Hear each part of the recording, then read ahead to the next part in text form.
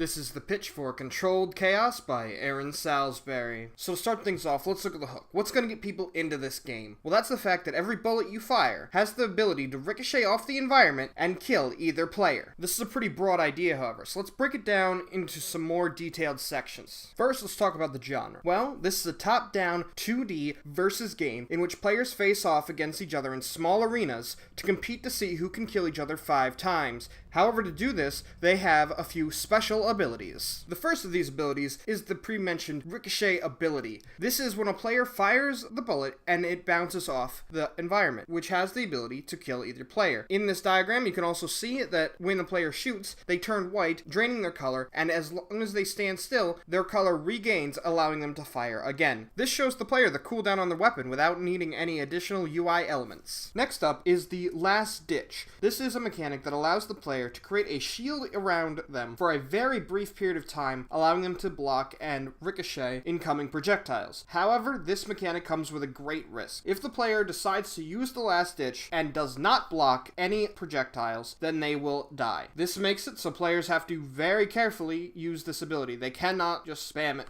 So now that we have a basic understanding of the mechanics behind Controlled Chaos, I'm going to show you how they're actually going to be implemented into the game. So for the next few slides, I have created a few diagrams to show a mock-up version of a single round in Controlled Chaos. The first slide has both players starting in the left and right positions, and the scores being 0-0. In the second slide, you can see the blue player has started to fire, and the red player is on the move. In the third slide, you can see the bullet has ricocheted off the middle pillar, and the blue player has started their cooldown. In the fourth slide, you can see the red player has fired at the blue player, and the blue player has completed their cooldown. In the fifth slide, you can see the red player has started their cooldown, and both players are in danger of getting hit by a bullet. In the sixth slide, you can see both players implementing a different strategy, with the blue player using the last ditch mechanic and the red player dodging the bullet. This, however, did cause the red player to lose the progress on their reload. In the seventh slide, you can see the red player is now faced with 2 bullets coming from the blue player. Sadly for the red player, he is hit by one of the bullets,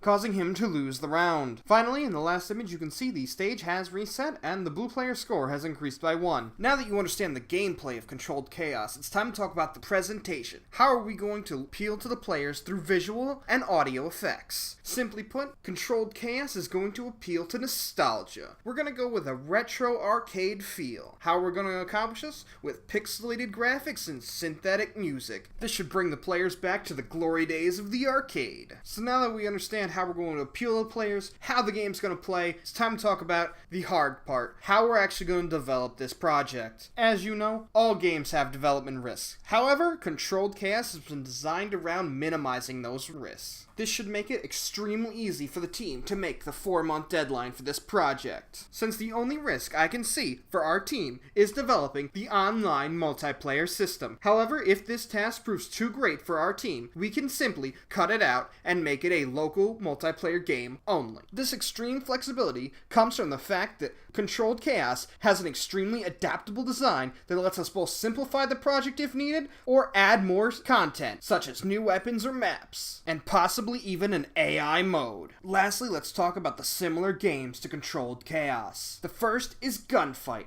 an arcade classic that allows players to shoot bullets off the top and bottom of the screen to try to hit the other player. Next is a thematic comparison, Hotline Miami, which has players engage in high-paced action combat, but underlined with deep strategic gameplay. Finally, these are the references. Thank you for watching, and I hope you support Controlled Chaos in the future.